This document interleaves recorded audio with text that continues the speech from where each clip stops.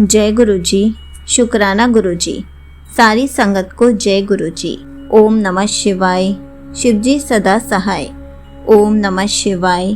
गुरु जी सदा सहाय। शिव पुराण श्री कोटि रुद्र संहिता का 9वां अध्याय, चांडालिनी की मुक्ति। सूत जी बोले, हे ऋषियों, अब मैं आपको उस चांडालिनी की कथा सुनाता हूँ।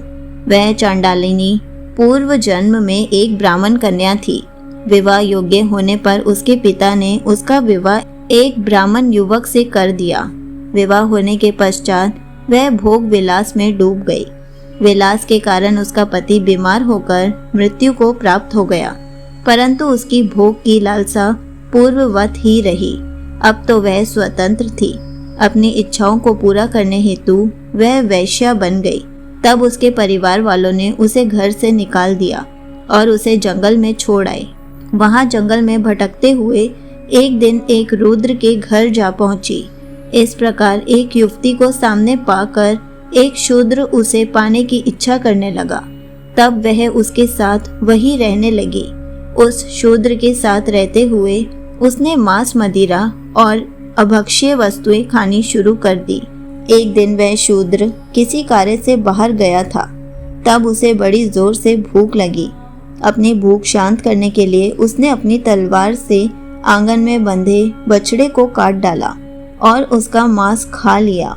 इस प्रकार उसने अपने जीवन में सब प्रकार के पाप किए तथा मृत्यु काल आने पर मृत्यु को प्राप्त हुई। यमराज उसे नरक ले गए और वहां उसने नरक की यातनाएं भोगी। अगले जन्म में उसका जन्म एक शूद्र चांडाल के घर हुआ।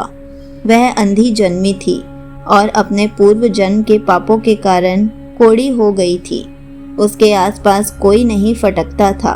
एक बार उसने कुछ लोगों को सदा शिव के गुणों का गान करते हुए सुना। वे कह रहे थे कि माघ कृष्ण पक्ष की चतुर्दशी को भगवान शिव के दर्शन करने से जन्म जन्मांतरों के पाप धुल जाते हैं और मोक्ष की प्राप्ति होती है। तब कल्याणकारी भगवान शिव के दर्शनों की अभिलाषा मन में लिए वह चांडालिनी गोकर्ण क्षेत्र की ओर चल दी। माघ कृष्ण पक्ष की चतुर्दशी से एक दिन पूर्व वह चांडालिनी गोकर्ण जा पहुंची और भूख प्यास से व्याकुल होकर भीख मांगने लगी। जब वह एक बनिए के दरवाजे पर भीख मांग रही थी तो बनिए ने उसकी झोली में बैल के गले की मंजरी डाल दी। जब उस भिखारिन ने उसे छू कर देखा तब उस मंजरी को उठाकर फेंक दिया। सौभाग्यवश वह मंजरी शिवलिंग पर जाकर गिरी। उस चंडालिनी के सारे पाप उस मंजरी के शिवलिंग पर चढ़ते ही नष्ट हो गए। अगले दिन चतुर्दशी पर उसने कुछ ना खाया और इस प्रकार उसका निराहार व्रत हो गया। भूख के मारे पूरी रात जागी, इसलिए जागरण का फल भी उसे मिल गया।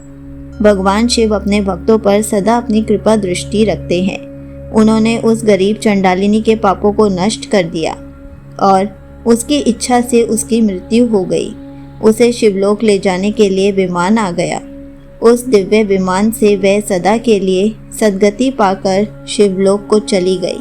हे ऋषियों, इसी प्रकार अज्ञानता या भूलवश किया गया भगवान शिव का दर्शन व पूजन भी भगवान शिव को प्रसन्न करता है और भक्तों को मोक्ष प्रदान करता है। संगत जी, यहीं पर शिव पुराण श्री कोटि रुद्र संहिता का 9वां अध्याय समाप्त होता है। जय गुरु जी। शुक्राना गुरु जी।